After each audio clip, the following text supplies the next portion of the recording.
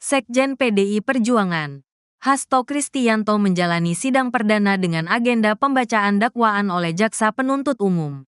Sidang digelar di Pengadilan Tindak Pidana Korupsi, Tipikor, Jakarta, Jumat, tanggal 14 Maret tahun 2025.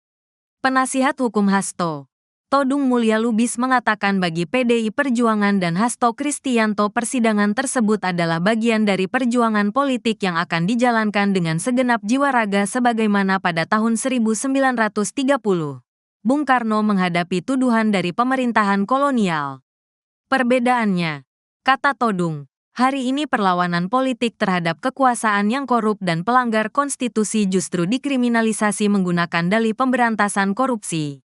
Penasihat hukum Hasto lainnya, Febri Diansyah mengatakan pihaknya dalam menghadapi proses persidangan akan menguji setiap tuduhan yang disampaikan oleh Jaksa Penuntut Umum serta bukti-bukti yang dihadirkan di persidangan.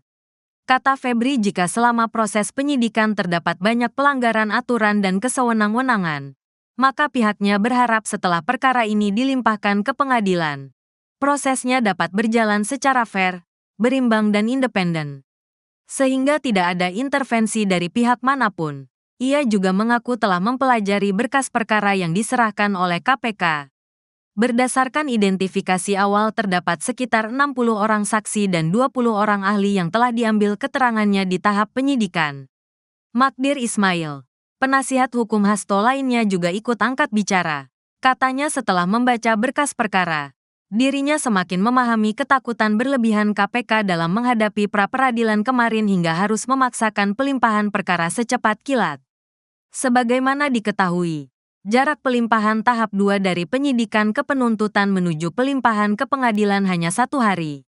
Padahal dalam perkara-perkara biasa di KPK jarak waktu tersebut bisa selama 2 minggu sampai dengan 20 hari sesuai batas masa penahanan pertama di tahap penuntutan.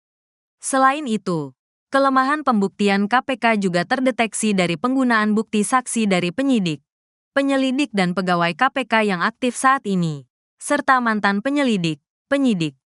Bahkan lanjut Magdir, salah satu saksi yang diperiksa dan dijadikan bukti dalam perkara ini adalah Kepala Satgas Penyidikan, Rosa Purbobekti.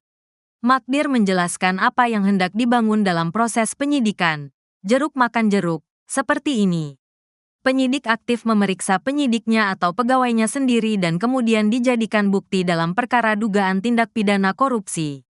Jika sedemikian besar hasrat untuk memenjarakan Hasto Kristianto, Magdir mempertanyakan mengapa harus melewati seolah-olah proses hukum yang akal-akalan seperti ini.